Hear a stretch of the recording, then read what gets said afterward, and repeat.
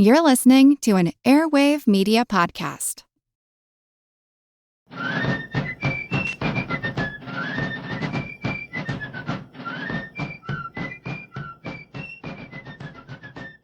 Hello, and thank you for joining the American Revolution. Today, episode 184, Mischianza and Barren Hill. For the last couple of weeks, I talked about the British occupation of Philadelphia and the experience of the local militia immediately outside of Philadelphia during the winter of 1777-78.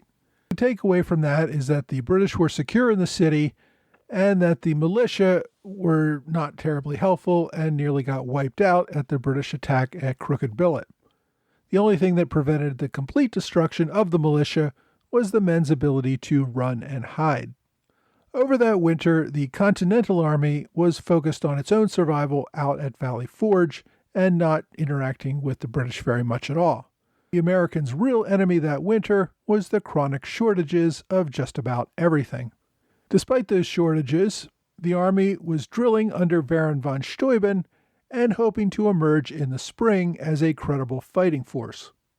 With the Pennsylvania militia dispersed following Crooked Billet, and with the coming of warmer weather, General Washington grew concerned that the British might attempt an offensive on Valley Forge itself.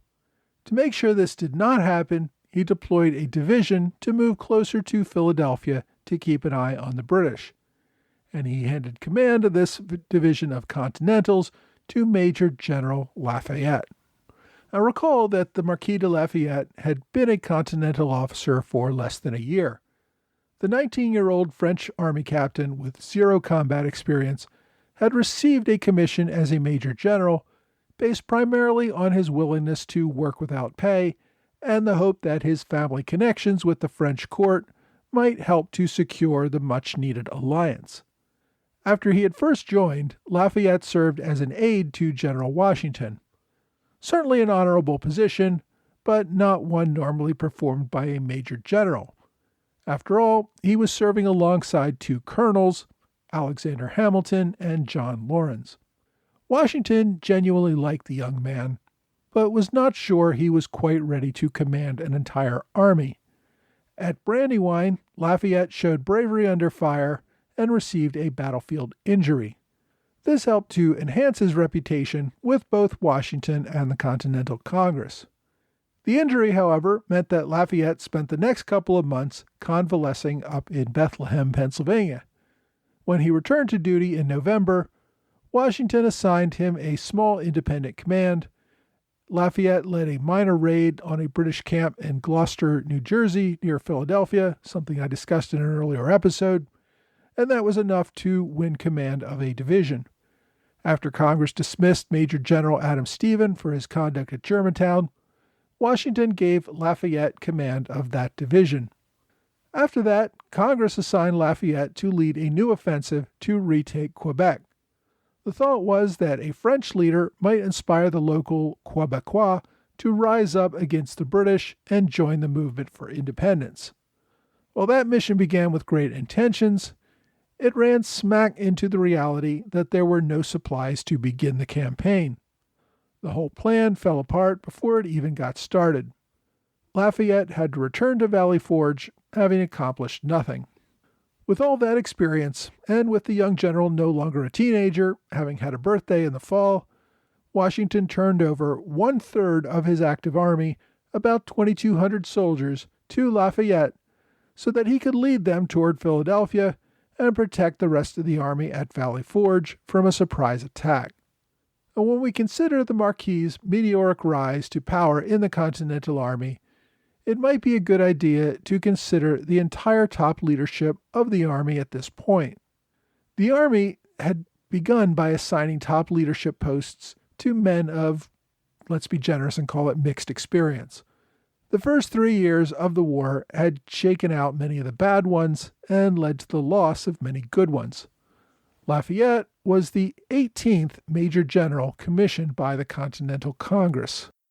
The most senior Major General in the Army when the war began, Artemus Ward, was a New England officer who resigned shortly after the war left New England in the spring of 1776. The next most senior officer, Charles Lee, was a British prisoner of war. Number 3, General Philip Schuyler, had lost his command just before the Battle of Saratoga and was at this point still living at home, although technically still serving as a general. Number 4, Israel Putnam, had not inspired much faith as a commander and had been pushed off to a relatively unimportant command in upstate New York. The next two generals, Montgomery and Thomas, both died during the Quebec campaign. Montgomery was killed in the attack on Quebec, and Thomas died of smallpox. Number 7, General Horatio Gates, was still an important commander, but was on the outs with Washington after the circumstances surrounding the Conway Cabal. Number 8, William Heath, had lost Washington's confidence after a series of botched commands. At the time, he was in command of British prisoners from Saratoga. The next general, Joseph Spencer, had resigned in January of 1778 following an investigation into a botched attack on Rhode Island. Although he was acquitted, the general had had enough of the army. Spencer had always been more politician than soldier, and he returned to a prominent role in Connecticut politics. Number 10, John Sullivan, had just faced a court-martial for his actions at Brandywine and his attack on Staten Island. However, this general still had Washington's confidence. Washington had just deployed him to Providence, Rhode Island, to replace General Spencer following that resignation. Now, some had wanted number 11, General Nathaniel Greene, to take that post in Rhode Island since he was from Rhode Island. However, Washington had recently pressured Greene to become Quartermaster General of the Continental Army, meaning that, at least for the moment, he was no longer in a position to assume command of soldiers in the field. General Benedict Arnold had only recently moved up to number 12 on the list. Recall that Congress had appointed 5 other major generals in February 1777, skipping over the more senior Brigadier General Arnold. When it finally granted the commission after Arnold's leadership at Danbury, Arnold was number 17 on the list. Arnold had tried to resign just before heading off to Saratoga because Congress would not make him more senior. After his more critical role in winning Saratoga, Congress finally granted his request for retroactive seniority, putting him at number 12 on the list. However, Arnold had severely injured his leg at Saratoga, and this prevented him from assuming any command for the time being. Number 13 on the list, William Alexander, a.k.a. Lord Stirling, was one of the newest major generals that still had Washington's favor. He commanded one of Washington's divisions. 4 other generals who had received their appointments on the same day as Stirling. Thomas Mifflin was the failed quartermaster who was now serving on the Board of War with General Gates. Arthur Sinclair was court-martialed after giving up Fort Ticonderoga, and although he did not get another field command, he did continue to serve as an aide to General Washington. Adam Stephen, as I just said, had been removed from the Army for his performance at Germantown. Benjamin Lincoln was still respected, but was recovering from injuries after Saratoga. So that brings us to number 18 on the list, Lafayette, who had made his way to becoming a division commander. Now, just to round out that list for you, there were 6 more major generals by the spring of 1778. Philip de Caudray had served for about a month before drowning. Johann de Cobb, who had arrived with Lafayette, was now also a division commander. Robert Howe of North Carolina was serving as commander of the Southern Department. Alexander McDougall was running the show in upstate New York along with Israel Putnam. And Thomas Conway had received his commission in December 1777, but had resigned by April following his tiff with General Washington. Friedrich von Steuben, who had done such a great job training the soldiers at Valley Forge, finally received recognition in May 1778 with his own commission as Major General, as he continued to serve as Inspector General of the Army. Von Steuben would be the last Major General to be commissioned for the next 2.5 years. Congress would not commission anyone else until late 1780. In case you were wondering, that left General William Thompson of Pennsylvania as the senior brigadier in the Army. Thompson, who had been the 12th brigadier appointed, had been taken prisoner in 1776 just after he received his commission. He would remain a prisoner until late 1780, hence no promotion. Next was number 21, General John Nixon, who had been so badly wounded at Saratoga that he could never take up a command again. The senior brigadier that was still on active duty was Samuel Parsons, who had originally been number 24 on the list. By this time, aside from Thompson and Nixon, all of those above Parsons had been promoted, killed, or had resigned. Parsons was serving in upstate New York, and he would finally break through to Major General in October 1780 when Congress finally resumed promotions. So that's your basic summary of how the Continental Command stood in the spring of 1778. Meanwhile, the British leadership was also undergoing a major change. General William Howe had tendered his resignation the prior fall, frustrated by London's failure to provide him with sufficient soldiers to run all the military campaigns that he thought necessary to crush the rebellion. Back in London, as I discussed back in episode 174, the leadership was dealing with the loss of Burgoyne's army at Saratoga and the entry of France into the war. The administration had accepted Howe's resignation and ordered General Henry Clinton to take command in North America. In March, Clinton received his orders to take command and sent much of his army off to protect the West Indies and abandoned Philadelphia. When General Clinton arrived in Philadelphia in early May, he brought his orders from London and worked with General Howe to transition the leadership. The two men spent the next couple of weeks discussing the state of affairs and their next steps. Meanwhile, most of the British officers were sorry to see Howe go. Despite his inability to bring the war to an end, Howe remained a popular leader with the officer corps. Two of the junior officers, Captain John Andre and Captain Oliver Delancey, raised a collection of 3,312 guineas from the rest of the officers to throw a massive farewell party for General Howe. That would be about $750,000 in inflation-adjusted U.S. dollars. Of course, many people purchased their own costumes and other items for the event, with total expenses for the party running several $1 million in inflation-adjusted terms. Andre called it the Mischianza, which derives its name from the Italian word for medley. This was supposed to be the party to end all parties. They scheduled it for May 18th to begin at 4 p.m.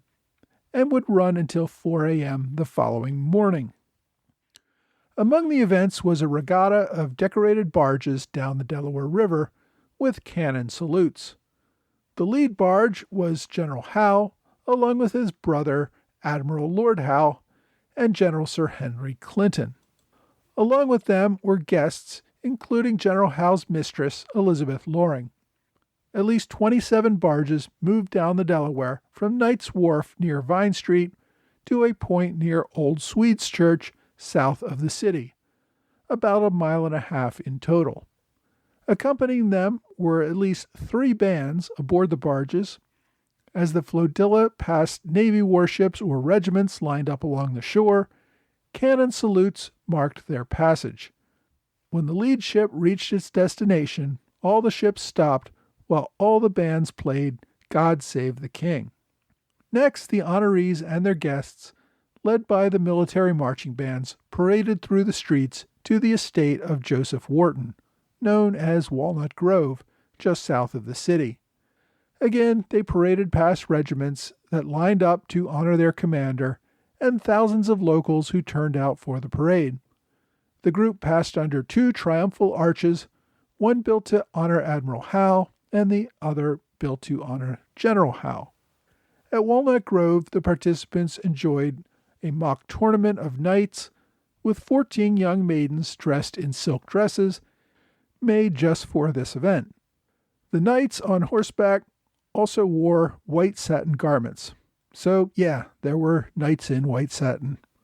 There was also a mock jousting tournament where soldiers engaged in pretend jousts and single combat, proclaiming their love for certain young ladies on the stage. It was here that John Andre declared his love for a young woman named Peggy. Many of you who know about Andre may think that this was Peggy Shippen.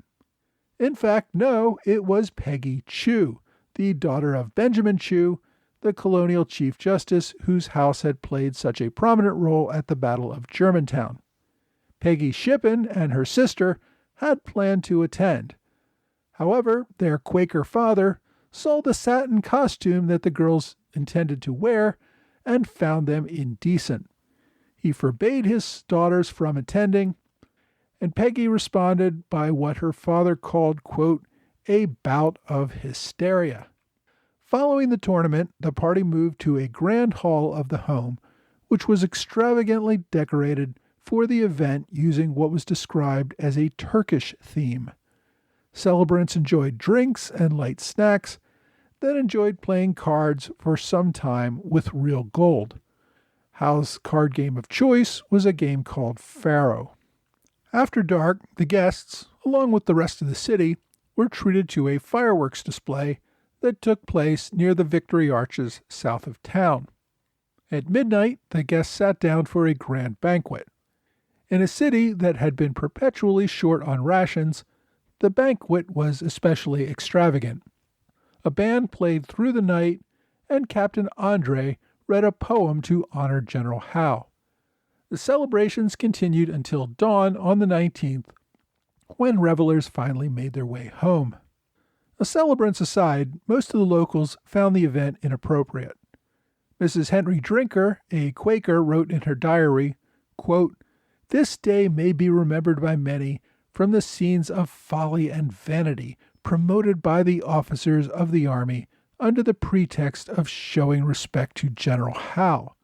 How insensible do those people appear, while our land is so greatly desolated, and death and sore destruction has overtaken and impends over so many. Mrs. Drinker was not alone in thinking the extravagance was inappropriate. Ambrose Searle, the secretary to Admiral Lord Howe, wrote in his journal, quote, our enemies will dwell upon the folly and extravagance of the Mischianza with pleasure. Every man of sense among ourselves, though not unwilling to pay a due respect, was ashamed at this mode of doing it. That said, it was a night that few would ever forget. Just as the British began the Mischianza on the evening of May 18th, Lafayette had already moved his division out of Valley Forge, crossed the Schuylkill River, and set up camp on Barren Hill, just outside the British lines. Washington had ordered him to, quote, march toward the enemy lines, so that he could be used as a buffer for the rest of the army at Valley Forge, and to stop any smaller incursions into the area. He was also supposed to obtain intelligence about enemy movements. This was Lafayette's first independent command of any size. Lafayette's Continentals forded the Schuylkill River and took a position on the high ground known as Barren Hill near the Schuylkill River. Washington had advised Lafayette not to camp in one place since the British would almost certainly launch an attack. Lafayette set up camp on May 18th, and the British discovered their new neighbors almost immediately. On the evening of May 19th, only a few hours after the end of the Mischianza, the British commanders received word of the force under the command of General Lafayette. They viewed this as an opportunity to capture some prisoners, and especially the boy general. This would be an embarrassment to both America and France. Within hours, the bulk of the British and Hessian forces around Philadelphia had turned out, around 16,000 soldiers. Part of the reason for the overwhelming force was that the British hoped that Washington might march from Valley Forge to try to rescue Lafayette's division. If he did, it might give the British one final chance to defeat the Continentals entirely before abandoning Philadelphia. The soldiers deployed in the pre-dawn hours of May 20th, expecting to bag their quarry quickly and return back to the city the same day.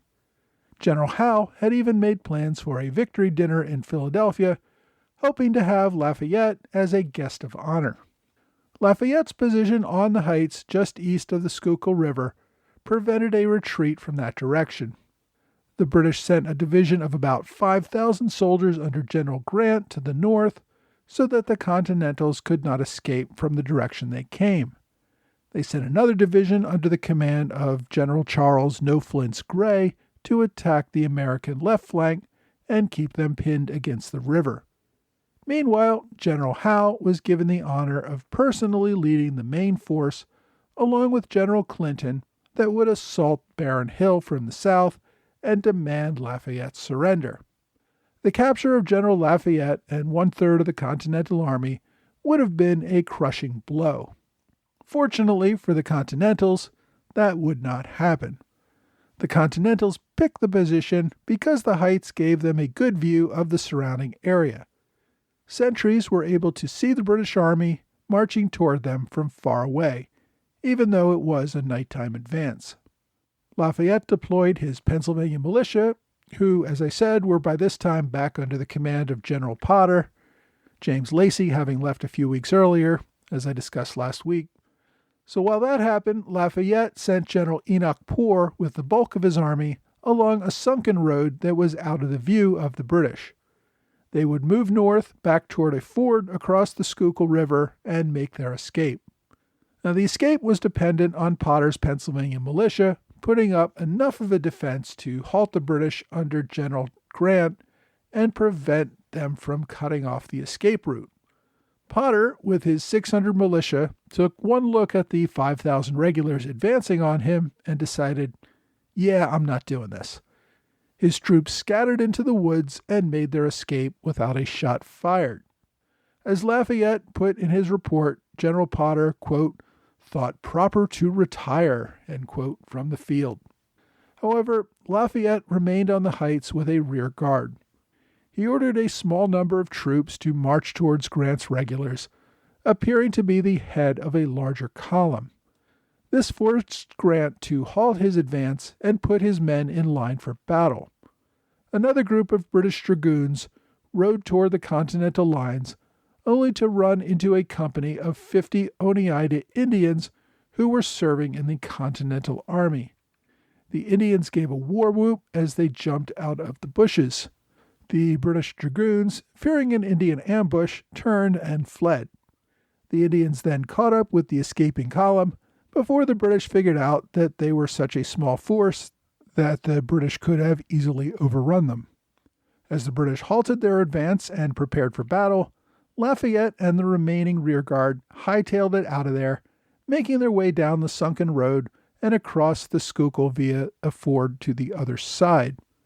The British, finding the Americans had escaped, were not prepared to chase them across the Pennsylvania countryside. Instead, they withdrew back to the city.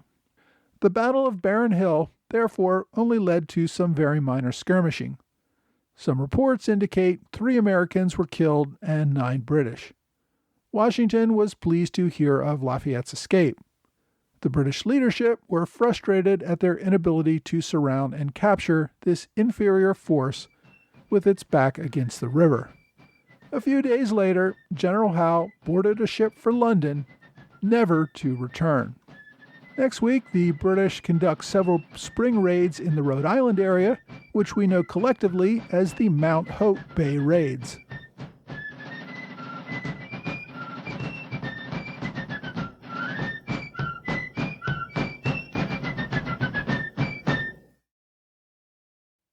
Hi, thanks for joining the American Revolution Podcast After Show. Thanks to Train Ants, George Davis, and Lewis White for support of this podcast at the Alexander Hamilton Club level on Patreon. Thanks also to George Hunter for support at the Robert Morris Circle level. I also want to congratulate Sean Eliason, who won the Join or Die tankard, and Len Williams, who won the 1776 t-shirt in our raffle. Everyone who signed up for the podcast mailing list had a chance to win. If you still want to sign up, just go to my website or blog and look for the MailChimp link. The mail list will keep you up to date on the podcast and send you an update whenever a new episode is available, I'm also including other information about live events and links that are relevant to whichever week's episode there is. I just sent out my first email to the list recipients last week. If any of you have any suggestions about what else should be included or excluded from the email, let me know. So this week, I caught up everyone on the status of all the Continental generals. Then we heard about the biggest party of the war, possibly the biggest party of the 18th century that had not involved royalty. Let's face it, how many parties get that much discussion more than 2 centuries after the fact? One point I thought I should mention, when I make these episodes, there are often conflicting sources with different sets of facts. Sometimes I note that when I'm telling the story, sometimes I just present one source and move along. After all, I'm trying to tell a story. I don't want to get caught up in an academic debate about which source is more likely accurate. It just pulls the whole story off on a weird tangent. For example, today I was relating the story of the Mischianza, and I noted that Peggy Shippen's father prevented her from attending and that she threw a fit as a result. Now, other sources I've read indicate that Peggy did, in fact, attend the Mischianza with her sister. Those sources say that Peggy did not attend are alleged to be part of the Shippen family efforts to minimize their reputation as Tories after the war ended. Although Peggy later moved to England, the rest of her family remained in Philadelphia. I can't really say for certain which version is true. I thought I would pass along at least that there is that dispute. The other thing we covered today was young General Lafayette still trying to make a name for himself. Once again, though, his independent command amounts to, well, much of nothing. His big accomplishment in this case was his ability to escape without getting captured. While I may sound like I'm making light of Lafayette's military accomplishments, and I guess I am, Lafayette did become a key component of the war effort via his efforts to further the French military alliance. Even if Lafayette was not by any means single-handedly responsible for the alliance, he did come to personify that alliance in many ways. That, along with several key tours of America after the war to cement his reputation, helped to make Lafayette the iconic figure of the revolution that he has become. If you try to find Barren Hill, where Lafayette made his encampment, you won't find it on any modern maps. That is because they named it Lafayette Hill after the war. Lafayette Hill is a township just outside of the modern city limits of Philadelphia. It's between two other towns named for heroes of the Revolution, Wayne, Pennsylvania, named for General Anthony Wayne, and Fort Washington, Pennsylvania, named for, well, guess who? The war around Philadelphia certainly left its lasting impact. If you want to read more about the British occupation, this week's book recommendation is called With the British Army in Philadelphia, 1777 to 1778, by John W. Jackson. This is an older book, first published in 1979.